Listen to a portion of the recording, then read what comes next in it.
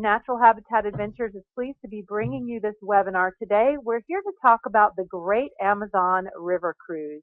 We're joined today by Renzo Zappilli, and in just a moment I'll turn it over to him. But before I do, I'd like to tell you a little bit about him. A native of Peru, Renzo was drawn to nature early on. He's earned a licensed degree in nature tourism business management and a master's degree in environmental education. He is a board member of the Peru Bird Records Committee and observing more than 1,500 bird species in his native country. And after working in the biologically diverse rainforests of southeast Peru, Renzo traveled extensively around South America, involved as a conservation researcher and a naturalist bird guide in such places as the Pantanal, Brazil, the Colombian coast, the Ecuadorian cloud forest, and Cuba. And he currently co-leads natural habitat trips along the Amazon River. And that's what we're here to talk about today. And very excited to hear from you, Renzo. Thank you for joining us. Welcome. Thank you very much. Thank you very much. Welcome everybody to this webinar. Thanks for the opportunity. Well, today I want to take you into the heart of the Amazonia. This is the largest river system in the world, and we have an amazing voyage in this part of the world. First of all, let me tell you that the Amazon River that we know nowadays originates in the headwaters high in the Andes of southeast Peru. You know, about almost near 16,000 feet, there's this very narrow brook that comes down from the snow-capped mountains of a mountain called the Mismi. It's easy to remember, Mismi. So this little brook changes names until it becomes the Amazon River, and it's calculated that more than 4,000 miles is the length of this river, making it not only the longest river in the world, but also the largest in volume. Considering that the second largest river in the world by volume will be the Congo River in Africa. Amazingly, here in the Amazon basin, we have two other rivers that can rival the Congo, and those are the Rio Negro in Brazil and Madeira River also in Brazil. Just for an idea of this vastness and amazing river system with more than 1,100 tributaries. So we explore the Peruvian side of the Amazon River. You know, as I was telling you, this is born in the highlands of southeast Peru, in the region of Arequipa, and then changes name several times, and two large tributaries basically end up forming this large river. We explore both of these tributaries and upstream from the city of Iquitos along the Amazon River. The idea of this expedition is to cover this huge protected area that is formed by these two large tributaries and visit the main source where the Amazon River gets its name. So in general, in total, actually we cover more than 600 miles traveling upstream from the city of Iquitos, located in northeast Peru. And we visit a lot of tributaries, and especially the ones that are within the boundaries of this 5 million acre nature reserve called Pacaya San Miguel Reserve. This is the area that we visit during this expedition. Well, this is an incredible, a protected area, the largest in Peru because of its size, and also with a lot of challenges around, because consider it an area that is, or can be explained as something like water world. This is, part of the Amazon basin. You can travel to different areas of the Amazon basin and you will see different landscapes. This is the area where almost everything gets flooded for a large percentage of the year in terms of months. That's why basically everything between these two large tributaries that form the Amazon River, that are called the Marañón River in the northern part and the Ucayali River in the south, form a sort of triangle that is the shape of this reserve, and that almost all the reserve is flooded. This is the area that we focus our explorations on. Well, here we have La Estrella Amazonica. This is our deluxe new riverboat. It's a very comfortable vessel. It has a capacity for 30 guests, 15 rooms. They are single, double, triple. Very comfortable vessel designed for this type of waters. You know, the interesting thing from my point of view, you know, is that you can stay in this and consider this the home for the whole journey. Your home for the whole journey. You don't have to pack and unpack. You stay in the same place, you know, and as a floating hotel, the cruise ship goes upstream, constantly navigating, and we take our excursion boats, two very comfortable skiffs or speedboats that we use to lead the cruise and explore all the tributaries along the way. These have two outboard engines. Our drivers are very skilled and they are also mechanics. And we have a fifth engine on board the ship, so we have no problem exploring all these amazing tributaries. These are very comfortable skiffs, you know, allowing people to stand up and sometimes switch positions just in case we get to a small tributary and you find an interesting species of wildlife on one side. Everybody can move to the other side without having problems with these kind of skiffs. Very comfortable and reliable. With these ones, we enter several tributaries inside the reserve, and also some that are located on the other margin of these rivers, which is considered the buffer zone of this Pacaya-Samiria Nature Reserve. Well, this is a view of one of the cabins from the inside. Very comfortable cabins with your private bathrooms, a map, which is, I think, very important along the journey, because then you know exactly where we are located, and it will be combined every once in a while with some map orientation sessions in which everybody will receive also a map and where we mark where we have been or where we are going, so that's much easier when you go back home to just contrast this with your notes. A nice balcony outside. You can feel the temperature, because inside, of course, each cabin has air conditioner that you can regulate, and then if you want to feel the air outside or just enjoy, you know, a nice view, you have a perfect balcony there.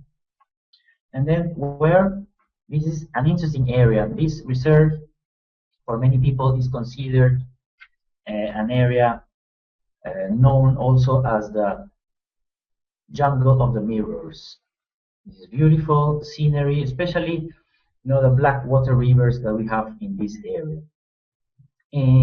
In this part of South America, we have two types of rivers based on their source and the kind of nutrients that they transport, or how they were originated. And we have basically the whitewater rivers that are coming down from the Andes, that by gravity are, of course, white, forming all these rapids along the way, and at the same time they carry sediments. All these sediments are transported all the way down to the Amazon basin, where these whitewater rivers look murky or chocolate colored, but they are still whitewater rivers.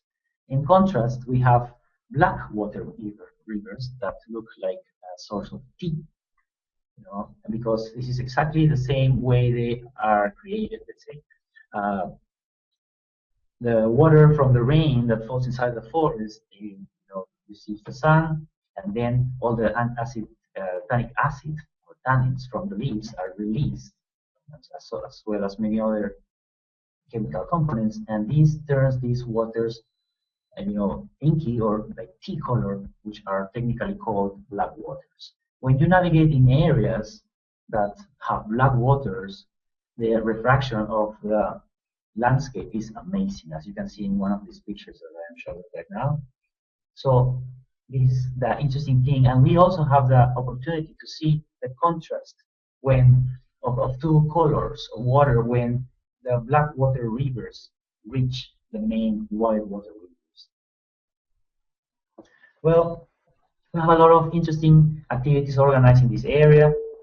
For example, we visit some native communities. Well, they exactly are not native communities, but what we call the ribereños or river people. As these people have, decades living along the river margins. We remember that this area has been colonized for centuries, actually, and the rivers have been the main highways. So the people that live in this area are what we also call mestizos. They are a mixture of several different ethnic groups. They have a very high percentage of their blood coming from the original natives that live in this area, but they were mixed for decades with people that came down from the Andes of Peru, from Quechua people, for example, like the ones that live around Cusco or the northern Andes, and also a lot of influence from other parts of Peru, from the northern coast, and even from Colombia, Ecuador, and Brazil that are very close to this area. So the ribereños or river people have a unique lifestyle.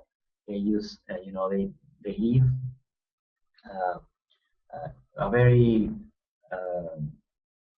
sustainable, in a very sustainable way, basically for planting things for their own consumption and surviving from fishing and some hunting. And we have here one of their typical houses with a thatched roof made out of palm trees. The people are very open, and actually they get excited when we visit them. We have several communities that we know already and we have been visiting for the last years. We rotate some of them. Every once in a while we visit a new one because we are planning to have win-win situations in every place where we go.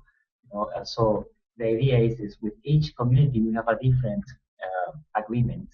So both sides get a benefit, and we follow fair trade using these kind of things. For example, in some communities, we have built for them water treatment plants just to, help with their health problems because intestinal infections is one of the main causes of death in the area.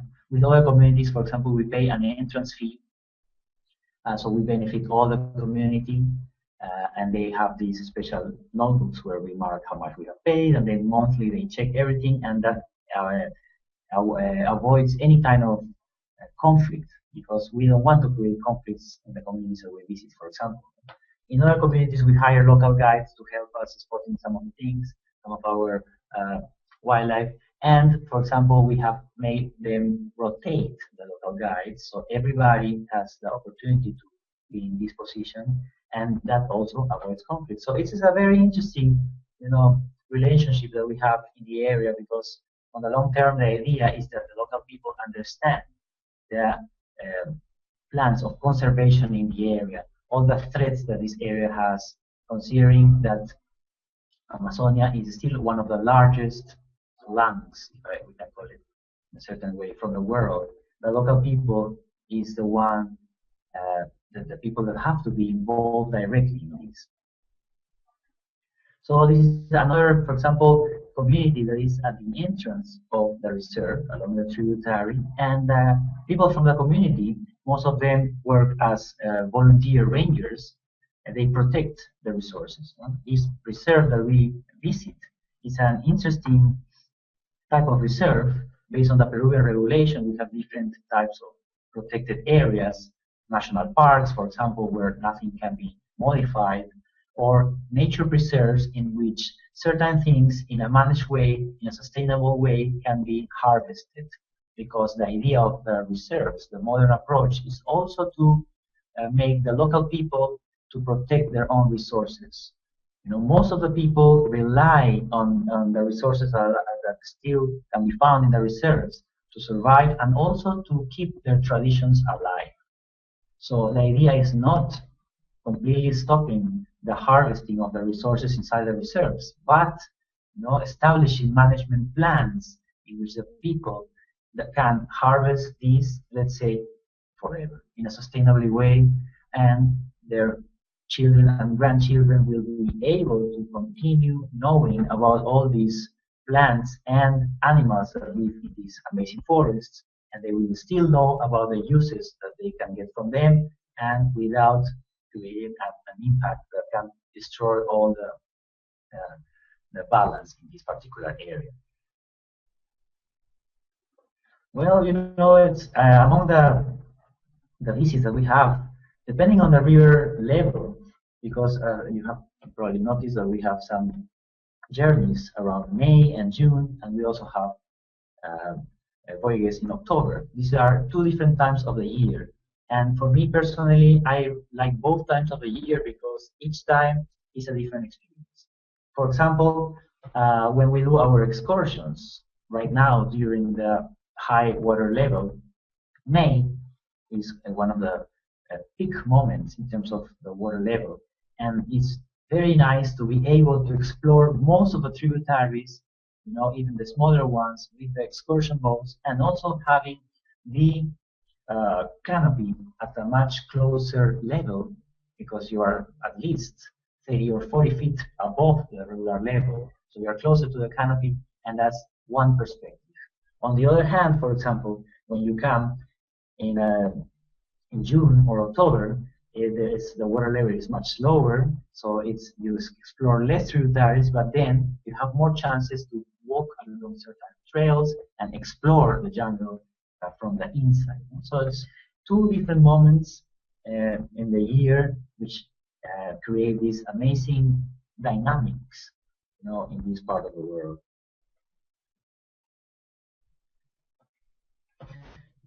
This is an interesting time of the year, for example, when, again, this is one of the checkpoints inside the reserve where we go and have lunch. We explore the reserve the whole morning, and then we arrive to this place and we have lunch. This is a picture taken during the high water level, the high water season, let's say. If you go during June or October, at least, you will walk from the place where the picture was taken, and all will be just dry land. On the left-hand side, their soccer field will be exposed. Right now, it's actually covered by water, so it can be only used for water polo. And it's amazing the change of landscape between one time of the year and the other. It's a very interesting pagoda-style checkpoint that was built long time ago by the Chinese researchers that began studying especially fish in this part of the world. They came here even before the Second World War. They were doing research on several ecologists studying fish, especially one of the largest fresh water fish found in the world called Arapaima gigas or paiche, huge fish that can be found in large lakes of black waters and are found in this reserve. This is what the Japanese researchers were studying. And then, after years of research, the area was declared a protected area. And it has been growing until the size that I told you is around 5 million acres. So, we have another interesting picture, also during the high water season, let's say. And these are some of the local people with their local boats or their dugout canoes. Basically, they have been dug from one big, large tree of a local species called Katawa or Hura crepitans. It's amazing hardwood that floats very well. So people find the tree, especially during the dry season. They will walk inside the forest, along the trails. They will find the tree that they will want. They will chop it and leave it there until the water rises, and then they will be able to pull it to the shore of their village, and they will begin working on their canoe. And these canoes can last for several years. And amazing little engines that they use that we call peque-peques because of the sound that they make, that make this a very interesting way of transportation in this area. Well, I wanted to share with you a bit about the climate in this part of the world. And regarding, well, it's basically, first of all, some people think about the rainy season and then the dry season. The water level definitely changes, but most of the water that creates this difference is coming from the Andes. So because the rain that is located directly over the Amazon basin, it won't influence much the level of these rivers. just for you to have an idea, from 360 plus days in a year, we have rain 250 days out of the year. So it's definitely, it almost rains round year, more rain during the rainy season and less rain during the supposedly dry season. But this creates a sort of stable climate round year, with temperatures basically between the 80s, at daytime, and 70s by night. And well, this is basically when we are out during the excursions, exposed to the environment, because once we are back on board the Estrella Amazonica, we have regulated temperature in the main areas and also in your private cabins.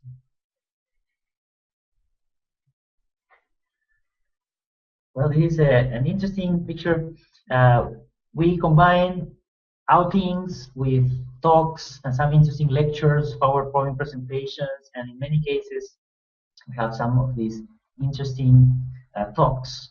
In this particular case, we have one of our guest lecturers from WWF that was explaining to us some things about the projects that are being held in this part of the Amazon basin.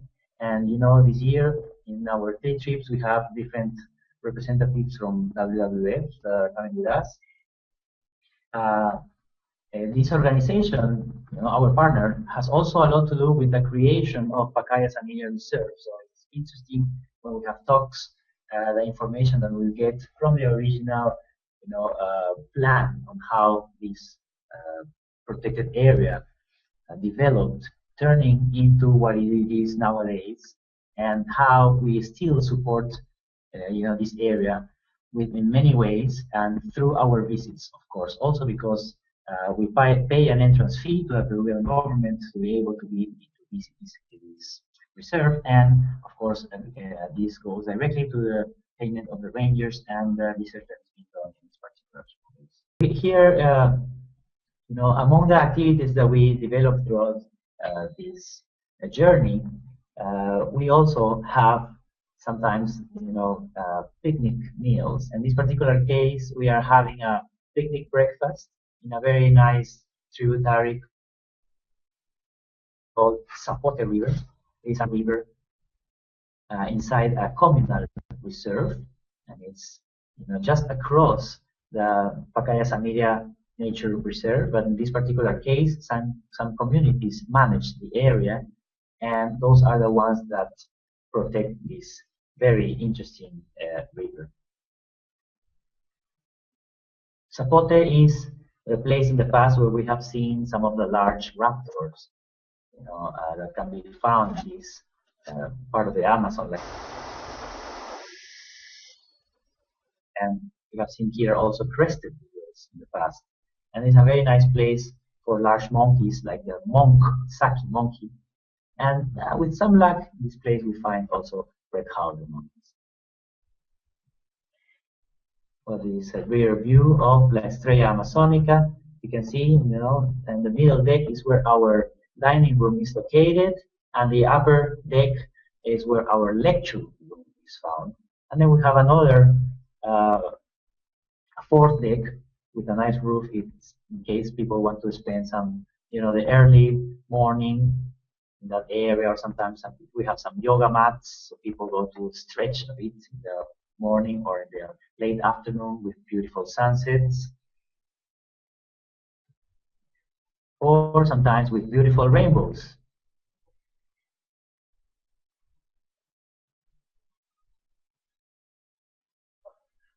Well, among the excursions that we have on board, we try to keep you busy and having a combination of interesting natural history approach with a bit of the cultural knowledge of the local place and a bit of adventure whenever we can. In this particular case, for example, we have optional kayak ride. We have, these very stable kayaks, sit on top, and as one of our optional activities, we go and explore a very nice tributary that is, very flat, current almost, and very well controlled activity.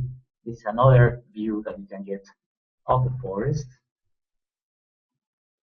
And well, we have here a group of happy guests after going for a swim. Sometimes people want to go for a swim in black waters. We have a particular place that's very nice and safe. Other activities that we have on board is some of the afternoons after we have been all day out. For example, we have cooking lessons and people learn how to prepare some of the typical dishes from the region. And well, throughout this journey, a, a wide array of interesting species of wildlife. We make checklists of everything that we see. So when you go back home, you will have a complete checklist of everything that have been seen in terms of mammals, birds, insects, frogs, and some of them, common plants, and the map where you can mark the whole itinerary. Here, for example, we have a three-toed sloth. In this particular case, it's one of the mammals that we have a very high chance of seeing there. This is a male. You can see because it has this buffy colored patch on the back. Well, another species of mammal that is very common inside the reserve is this common squirrel monkey. We sometimes can find troops of more than 100 individuals. In some areas they are very tame. Let's say we can say a nice term, to describe how nicely they approach to the edges of the river, and they don't care about people because in this area, we have never fed the wildlife, and that's a very important thing. Wildlife just doesn't care about people going by. They just see us as something, probably another specimen of that area, and not as a threat. So that's something very interesting. They continue doing their things. Sometimes we find these troops of squirrel monkeys mixed with brown capuchin monkeys, much larger. And so sometimes in a troop of 100 squirrel monkeys, you will find a dozen capuchins, foraging together. Well, it's an interesting, picture that shows you the refraction on the blackwater rivers. And in these rivers is where we can find, two species of freshwater dolphins. The gray dolphin, like these ones here, that is basically found on the larger rivers and at the mouth of the tributaries. They look like a smaller version of a marine river, let's say, like a bottle nose. And the dorsal fin is very characteristic. But these are small dolphins, more or less 5 feet long. And we also have the pink river dolphin. It is completely different. It's a dolphin that evolved from a different ancestor, and they can move their head sideways, not only from up and down like marine dolphins or the gray river dolphin. And well, it's very difficult to get a picture of them. This picture took me a while, and once I took it, I decided not to try again. The best way is to get a video because they seldom breach. They just come out, briefly, and most of the times you just see their backs and their blowholes and a bit of their dorsal fins, which are very subtle, very small dorsal fins, very very subtle, but very nice when you can see them like this. Well, this is one of the nicest species of monkeys that we can find in the area. From my point of view, this is the night or owl monkey. We found a roost. These are monkeys that during the night time they are foraging around the forest, and then at daytime they roost in tree cavities. So sometimes, especially when we're walking along a trail, or when we get, along the small tributary and we go by that tree, suddenly, from curiosity, these monkeys come out and take a look. In this picture, you can see actually 4. The 4th is the one that is located on the top right, and it's actually a baby that was with them. The other 3 are very curious, just hopefully we didn't disturb their nap. Well, this is a very nice scarlet-tailed dragonfly. which, just among dragonflies, for example, we have more than 10 species, and the diversity in this area is amazing. We have several records, considering that Peru is a mega diverse country and that we are located in some of the most diverse forests in the world. You can imagine how many different species of all the different families that we are normally used to find in forests can be found here. This is one of the most common dragonflies, and that's very beautiful at the same time. This is a costus flower blooming with a nice nymphalyli butterfly. We have more than 1,100 species of butterflies in this area.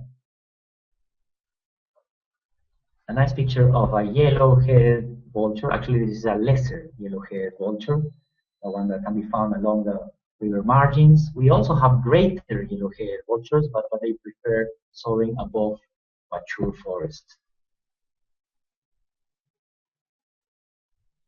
And then we have, some beautiful landscapes and some of the most beautiful sunsets I've ever experienced because of this vastness.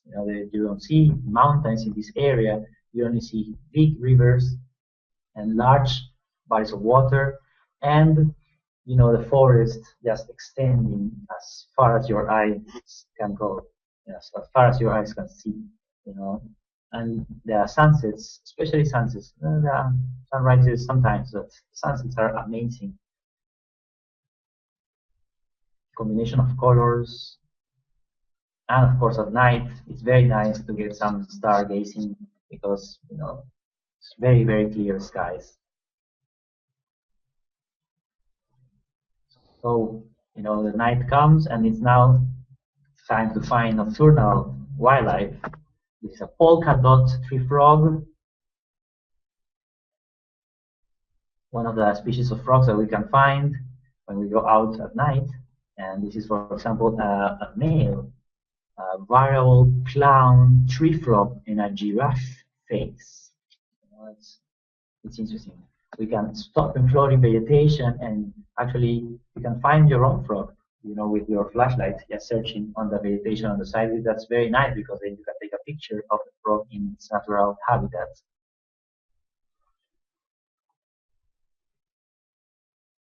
These frogs are adults already, and some of them are between 2 and 3 inches of size only. And well, at night also we have the chance to find some nocturnal birds like this common potu, an interesting bird with a very short bill, very wide mouth, specialized on feeding on moths. They are their plumage allows them to blend perfectly with their surroundings. It's kind of difficult to find them. They are kind of concealed with the branches, especially dry branches. But it was a nice one cooperating with us. And well, look at the size of this tarantula, a pink-toed tarantula. Very nice. Another of the interesting arachnids that we can find at night. And it is exactly what I was telling you earlier about the refraction of the landscape on the black waters, creating these famous mirrors of the jungle.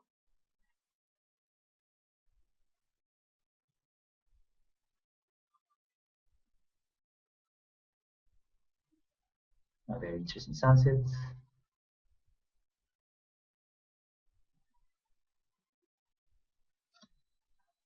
Especially from the third deck of the ship, meanwhile it's navigating, you can get these pictures.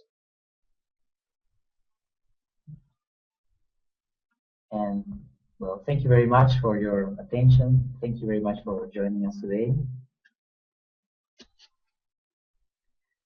That's great, Renzo. Well, thank you very much. And let's go and get some of the questions answered that our guests have submitted. There's a question about how deep the Amazon River is. Could you tell us about that? Yes. Well, the deepest point along the Amazon River was measured during the dry season near the mouth of the Amazon River, and it measured 121 feet of depth. That was during the lowest river level. So imagine that when the river level rises, it will reach 40 feet higher than that. No? But that was the deepest. In the areas that the areas that we explore, it's an average of depth of 30 to 40 feet, sometimes 50 feet, no more than that. Okay, thank you. And the small boats that you use to explore the shoreline and perhaps go ashore, how many passengers do those hold? Okay, yes, our skiffs hold 16 guests plus 2 guides. No? Considering that we have a maximum of 30 guests on board, it's very well calculated that you can travel with your day pack without feeling uncomfortable. Okay. And we have several people that are interested to know about whether mosquitoes are a big concern, and if they are, whether there are mosquito nets available. Okay, yes, thank you very much. Well, don't think that the name Iquitos, the city where we live to take our river cruise, means mosquitoes. Okay? Some people sometimes think that. But, well, it's interesting in terms of mosquitoes. It's not like in other parts that there are swarms of them just chasing you, like it has happened to me, for example, in the Everglades at a certain time of the day, or in certain trails, we have swarms of them around. No, it's really not like that. It's basically that there are some insects around. When we are navigating on the skiffs, we don't have problems with mosquitoes because of the speed. When we are walking along the trails, we recommend to put some insect repellent and to use, long sleeve shirts, long sleeve pants, but with that they are not a problem. And basically, for example, during the high water season, the mosquitoes are inside the forest, but there are no trails available, so we always try to avoid the problem with mosquitoes. And during the low water level, the mosquitoes are concentrated basically they are sandflies along the beaches, and we are not stopping or walking along beaches. So we are always trying to avoid, them, and we've never had problems with them. Okay. And we had a request for a quick review of the high and low season. Maybe you could tell us what time of year those are and what the differences are between high and low season, just real quick. Okay, perfect. Yes. Well, this is interesting because basically these are the 2 times of the year. May will be the peak of the water level, let's say. Our rainy season begins basically at the end of October and it runs through May. And that's when beginning of, at the middle of October, end of October, it will begin basically in the highlands, in the Andes, and the water will gradually increase. Gradually increase and then decrease, increase, and it's not a big flood. It's gradual until May, when it reaches the highest, levels. And then it begins decreasing again until, more or less end of September when everything is very dry. Well, the difference is, in terms of temperature, is basically the same. Besides, the end of June or June when we have sometimes cooler weather in the form of cold fronts coming from the south. But basically, it's round year, the same temperature, around the 80s. The difference for me will be the amount of probably effort done in each voyage. If you come during the rainy season, you will walk less, because basically all the excursions will be done with the skiffs. Besides a couple of walks in the communities and a visit to the terra firme or upland forest that never gets flooded. That will be it in terms of walks. On the other hand, if you come during the dry season, which means June and October, you will have more walks along the trails and less tributaries explored. Those are basically the differences. Okay, very good. And the June departure, I know that there is still a little bit of space left on that particular departure.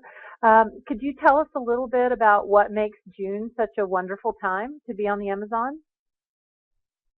Yes, well, yeah, actually, normally we don't have a space in our departures. It's actually very interesting and nice that we have still a couple of spaces.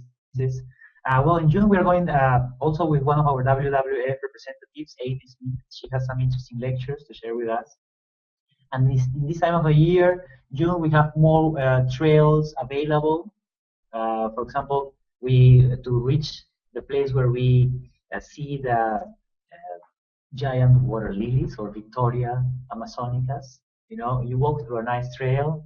It's very interesting.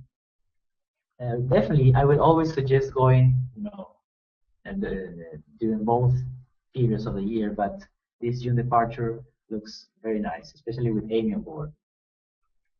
Okay. All right. Very good. And there's a question here about January. Is that a good time for birding? Well, January. The interesting thing, in terms of seasonality regarding birds, is that in the Amazon basin we have,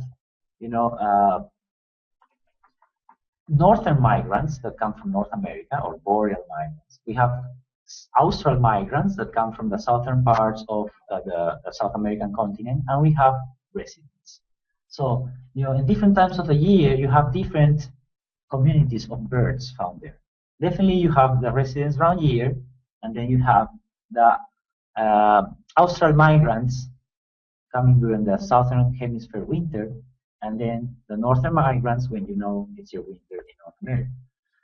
In January, for example, you have the boreal migrants, the northern migrants, but the residents are beginning to reproduce. That's some of the residents that reproduce during the rainy season are present. For example, one of the interesting things in June is that you still have some birds from the northern hemisphere that are overwintering here, and then you have the southern migrants. So actually, again, each season has its own charm and specialties in terms of birds. Okay. And how many guides are on each trip? Yes, we have 2 naturalist guides on board the Estrella Amazonica.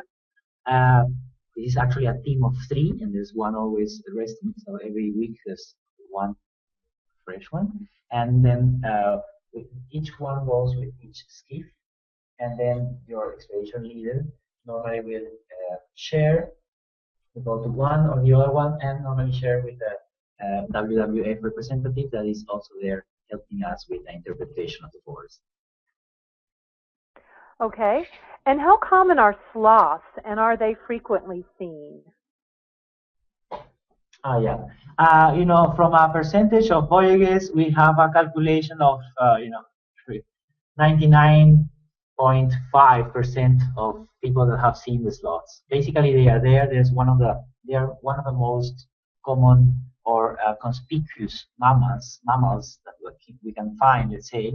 And I think that the people that haven't seen them is because they couldn't see them, not because they probably didn't have the equipment or weren't much interested, but they are very common. Okay, thank you. And what about birding during the June trip? Yes, well, this we have always the chance to get like optional early, just full birding activities, or the rest of the day with our natural history, excursions, because birds is one of the things that we see the most, because it's the diversity of birds is amazing and they are easier to see. But we are focused on everything. This is not just a not a dedicated birding journey. So birds are really good in June.